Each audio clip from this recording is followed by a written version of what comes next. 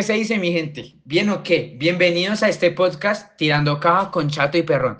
El día de hoy les vamos a hablar de uno de esos temas que a todo el mundo le gusta, le fascina, la política, el cual se trata sobre la Constitución Política del año 1853, esa que rompió esquemas y que aún tiene una gran huella en la historia de Colombia. ¿Qué tal, Perrón? ¿Listo para enseñarnos? Claro que sí, Chato.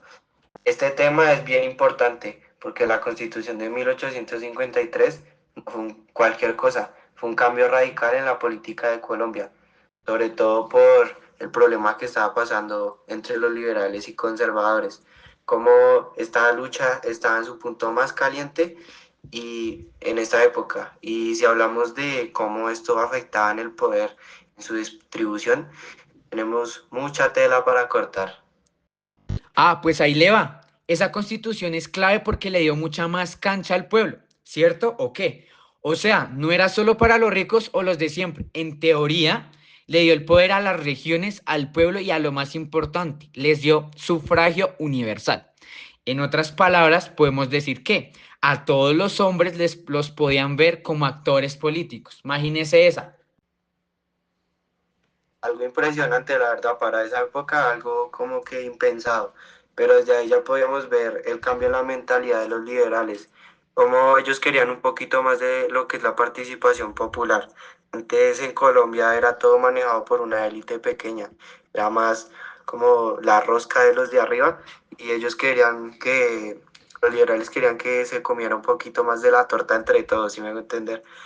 Proponían un gobierno más federal y que las regiones tomaran sus propias decisiones, que tuvieran autonomía, aunque todas las decisiones dependieran de lo que pasara en Bogotá. Un papá, ahí se viene la jugada clave, porque aunque en la teoría del federalismo sonaba genial, eso de repartir el poder entre los estados y el gobierno central, hmm, no estuvo tan fácil. Los conservadores no estaban para nada de acuerdo. ¿Sí? ¿Verdad? Sí, señor, los conservadores no querían soltar tanto poder. Usted sabe que a uno se le vayan esas facilidades que tenían así de fácil, no es tan bueno. Ellos pensaban que Colombia debería ser un gobierno más centralizado. Era lo más seguro para que tuvieran el control del país. Además, porque ahí también estaba metida otra cosita, lo que era la iglesia. Y como en la Constitución hablaban de la libertad de cultos, eso no era tan verdad, porque la Iglesia Católica seguía teniendo mucho poder. Para los liberales, que la Iglesia Católica todavía estuviera ahí, la verdad era como una piedra en el zapato, era algo que los inquietaba. Pero según los conservadores, veían la religión como un pilar esencial en la sociedad. Y no solo eso, perrón. Otra cosa que pusieron los liberales en la constitución fue la abolición de la esclavitud, que fue un cambio gigantesco. Ya no era solo un tema de poder político, sino de derechos humanos. Eso cambió por completo la estructura social en Colombia, que hasta en ese momento se basaba en una jerarquía bien rígida. Claro, y no nos olvidemos del sufragio universal. Los liberales querían que no solo los ricos y los afortunados tuvieran la capacidad de votar, sino que todos, en este caso los hombres, tuvieran voz en las urnas. Eso era un gran avance, pero como siempre estaba la otra cara de la moneda. Los conservadores ponían la traba y no estaban felices con esto, pues pensaban que darle voto a todo el mundo y voz era como abrirle la puerta al caos total. Y desde aquí ya se venían viendo los rayes entre los dos bandos.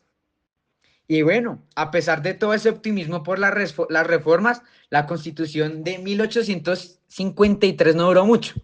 En menos de 10 años la mandaron a comer de la café. En 1858 se sacó una nueva constitución que ya no era tan federalista. ¿Sabe qué pasó, viejo?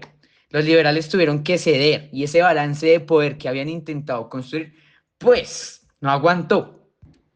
Exacto. La Constitución de 1858 crea la Confederación Granadina, un modelo como más centralizado. Aunque la idea federalista seguía en pie, los problemitas entre liberales y conservadores no se resolvieron tan fácil, como raro. En Colombia las relaciones de poder desde antes vienen siendo conflictivas y nunca se encuentra una solución real. Los liberales querían más derechos y libertad, pero los conservadores no estaban dispuestos a soltar este privilegio y ese control tan fácilmente. Y eso, mi amigo Perrón, nos lleva a una cuestión clave. Las relaciones de poder no son solo un tema teórico. La lucha entre liberales y conservadores fue real. Y esas divisiones sociales y políticas se manifestaron en guerras, como la Guerra de los Mil Días, a finales del siglo XIX. Eso nos muestra que las reformas constitucionales no bastan para cambiar todo un sistema de poder. Así es, chato. Las relaciones de poder siempre están marcadas por desigualdades sociales, que nunca faltan. Y aunque la Constitución de 1853 intentó dar paso hacia una mayor, entre comillas, igualdad, las élites no iban a dejar que esto fuera tan fácil. Además, ese cambio no se realizó de inmediato.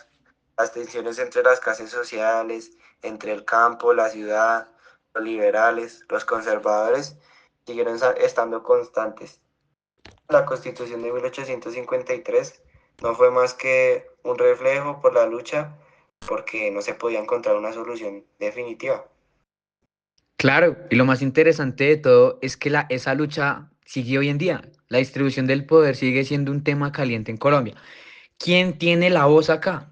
¿Cómo se reparte la riqueza? ¿Y qué pasa con el acceso a los derechos?